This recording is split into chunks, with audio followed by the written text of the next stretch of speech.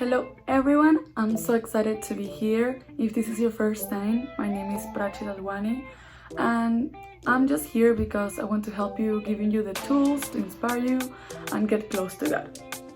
So today we're going to be talking about something really special that God placed in my heart, and it's about how Christians should react or respond to this virus or post-virus, because as we all know, this has been affecting us in every single area in our life. In my case, like all my classes are online, like my dad have been working at home, like some friends, they have like a family that are sick, the economy is in recession. So I know that this all looks super bad, but I challenge you today to see like the bigger picture, because I know that like under everything there is a purpose, and we're gonna look for that. So today I'm gonna give you some tips that could help you. So we're gonna start. So to get started, I would like to talk about the point 1, that is not to fear. But why not to fear? First, because in the Bible said that all the things that we are living right now, this is gonna happen. That is something that the Bible knew and other people knew too. But we are humans, we are born with emotions. And I just want to say that for a really long time, in my case, I let the fear, the news, and all the voices around to define me, and in reality I forgot what God really said.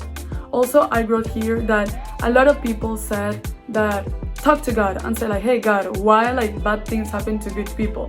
And my answer to that is like, we don't choose what happened to us, but we choose how to react to that.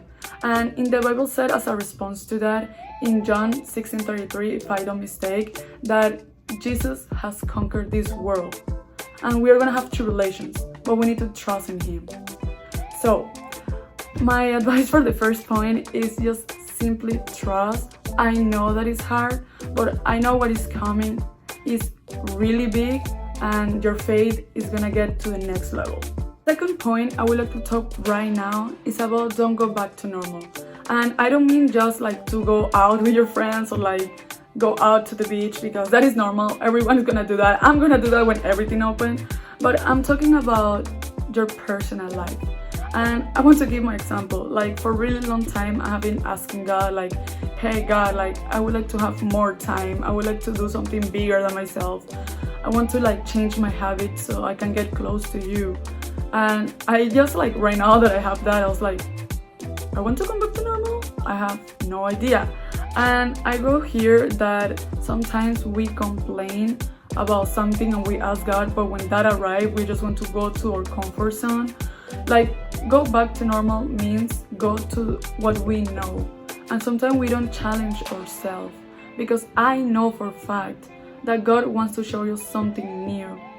And something that a friend told me is that simply like don't run, just wait for God to show you what is next, and the time is always gonna pass. It's what you do with that. So my response to this is like challenge yourself, look for something new, look for like a new wine, because when you go out of your comfort zone and you do things that people don't do, is there when you can change and impact more life the way that others cannot do, because you have a life. Third point I would like to talk today is based in Luke 6:45, that says that your words shows what is in your heart. Is look your heart, analyze that, reflect that. Like before this post-quarantine start, you need to analyze all the things that you did, if you grew up, if your heart was aligned with the heart of God. And why I say that? Because as I mentioned before, we are like an emotional beings, and sometimes we think that we have control. Sometimes we give our hearts to other stuff instead of like give to God, and God is still like, hey, I'm here, I want to help you. So sometimes our life needs to be shaken, so all these things can be like exposed, and we can start like working again with God, and like realize that we are like one with God. So just thinking that, because I know that you giving your heart to God will bring you a bunch of things, and one of these is like the peace that we all need, and He's gonna give you the guidance that you need. But just remember, make sure that your hope and your faith is in His hand. And the last part, the point 4 that I want to talk is be alive. And I have always this quote that I say to everyone, that everyone was born to shine. and that is true. But what ways we can like shine the light of God is serving. And this is a perfect opportunity to glorify God. For example, I remember that my church, like really long time ago when people didn't have food, what they did was like tell everyone to go outside of the church and they were giving free food.